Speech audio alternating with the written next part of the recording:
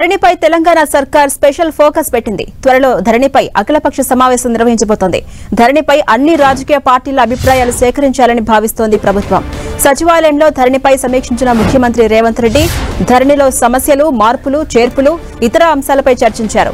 ధరణి సమస్యల పరిష్కారానికి మరింత లోతుగా అధ్యయనం చేయాలని అధికారులను ఆదేశించారు. ధరణి సమస్యలకు శాశ్వతమైన పరిష్కారం దిశగా చర్యలు చేపట్టాలన్నారు సీఎం.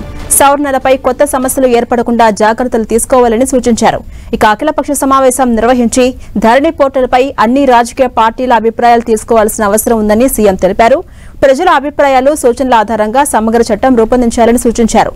అవసరమైతే అసెంబ్లీలోనూ ధరణిపై చర్చ పెడతామని సీఎం రేవంత్ అన్నారు.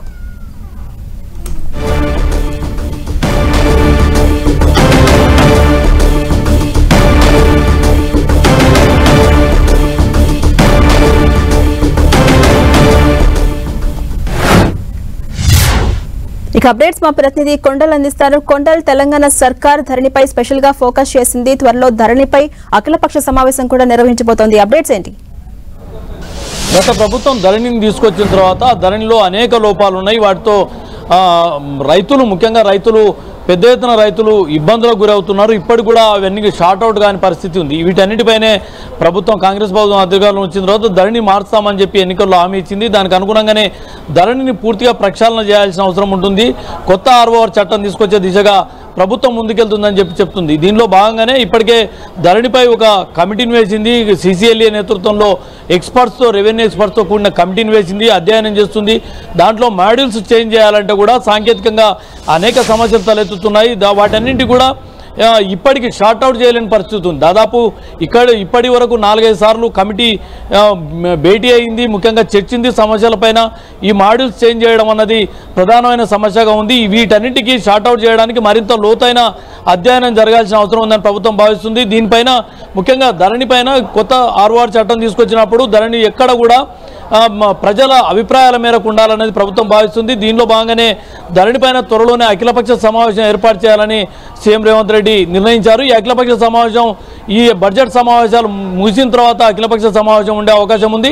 ఇక ఈ బడ్జెట్ సమావేశంలో ఈ ధరణిపైన సమగ్రంగా చర్చించాల్సిన అవసరం ఉంది. కాబట్టి ధరణిపై ఓ రోజు అసెంబ్లీలో చర్చ కూడా చేపట్టే అవకాశం ఉంటుంది. గతంలో తీసుకొచ్చిన ధరణిపై ఇప్పటికే రాష్ట్ర వ్యాప్తంగా 2,25,000 దరఖాస్తులు, అంటే ఫిర్యాదులు చేసిన పరిస్థితి ఉంది. ఆ ఫిర్యాదుల్లో కొన్ని షార్ట్అవుట్ చేసే అవకాశం ఉన్న వాటిని ఇప్పటికే 1,20,000 దరఖాస్తులను రెక్టిఫై చేసి షార్ట్అవుట్ చేసిన పరిస్థితి. అయితే మిగతా ఏవైతే పెండింగ్లో దరఖాస్తులు ఉన్నాయో వాటిని కూడా ఎక్కడ సాంకేతిక సమస్యలు తలెత్తకుండా సులువుగా అయ్యే పరిస్థితి ఉంటే అధికారులు వాటిని కూడా షార్ట్అవుట్ చేయాలని చెప్పి సీఎం ఆదేశించారు. అయితే దీంట్లో చాలా క్రిటికల్గా ఉన్న అంశాలన్నవి పూర్తిగా మాడ్యూల్స్ చేంజ్ చేయాల్సిన అవసరం ఉంటుంది. కాబట్టి దీనిపైన మరింత లోతైన అధ్యయనం జరగాలి. దాంతోపాటు ప్రజల నుంచి ప్రజాభిప్రాయ సేకరణ కూడా తీసుకోవాలి. అదేవిధంగా రాజకీయ పక్షాల నుంచి ధరణిపైన వాళ్ళ అభిప్రాయాలు కూడా తీసుకోవాలని ప్రభుత్వం భావిస్తుంది. దీనిలో భాగంగానే త్వరలో ధరణిపై అఖిలపక్ష సమావేశం ఏర్పాటుతో పాటు ఈ అసెంబ్లీ సమావేశాల్లో సమగ్రంగా దీనిపై చర్చించి అన్ని రాజకీయ పార్టీల అభిప్రాయాన్ని కూడా ప్రభుత్వం తీసుకోనుంది. ఝాన్సీ, అలాగే కొండలు, ఇప్పుడు ధరణిలో ఎటువంటి మార్పులు, చేర్పులు చోటు చేసుకునే అవకాశాలు ఎక్కువ కనిపిస్తున్నాయి? ఇప్పటికీ చాలా అంశాల్లో మాడ్యూల్స్ చేంజ్ చేయడం అనేది సవాల్గా మారింది. ఎందుకంటే ఇప్పటికీ అనుభవదారు కాలంకి సంబంధించిన ప్రధానమైన అడ్డంకిగా ఉంది. దాన్ని చేంజ్ చేయడం అనేది, మాడ్యూల్స్ చేంజ్ చేయడం కొంచెం సాధ్యం కాని పరిస్థితిగా ఉంది. అదేవిధంగా పిఓబికి సంబంధించిన అంశమే అనుకోండి. ఇలాంటి చాలా అంశాలు స్థానికంగా రైతులకు, ముఖ్యంగా రైతుల భూములకు సంబంధించిన అంశాలు కాబట్టి ఈ అంశాలు చాలా సమస్యగా మారినాయి. వాటన్నింటి చేంజ్ చేయాలంటే మాడ్యూల్స్ చేంజ్ చేయాలి. దీనికి సంబంధించి సాంకేతికంగా ముఖ్యంగా రెవెన్యూ ఎక్స్పర్ట్స్కి సంబంధించి కూడా అభిప్రాయాలు తీసుకుంటున్నాం. దాంట్లో భాగంగానే కమిటీ, సిసిఎల్ఏ నేతృత్వంలో కమిటీ అధ్యయనం చేస్తుంది. దీనిపైన మరింత సమగ్రమైన అధ్యయనం జరగాల్సి ఉందన్న అభిప్రాయంతో అయితే సీఎం ఉన్నారు. దానిలో భాగంగానే ఒకవైపు రెవెన్యూ ఎక్స్పర్ట్స్తో, అదేవిధంగా అధికారులతో ఒక లోతైన అధ్యయనం చేయడం, సమగ్రమైన రిపోర్ట్ స్వీకరించడం, దీనిపైన ప్రజల నుంచి అభిప్రాయాలను సేకరించడం, దాంతోపాటు ముఖ్యంగా రైతులు ఎవరైతే బాధితులుగా ఉన్నారో వారి ద్వారా కూడా, వారి నుంచి కూడా అభిప్రాయాలను సేకరించడం, దాని తర్వాత అఖిలపక్షం పెట్టి రాజకీయ పార్టీల అభిప్రాయాలను కూడా స్వీకరించడం, దాని తర్వాతనే దీనిపైన ఒక సమగ్రమైన, నాణ్యమైన, పటిష్టమైన ఆర్ఓఆర్ చట్టాన్ని తీసుకొచ్చే దిశగా ప్రభుత్వం ఆలోచన చేస్తుంది. Jhansi, right, thank you Kondal.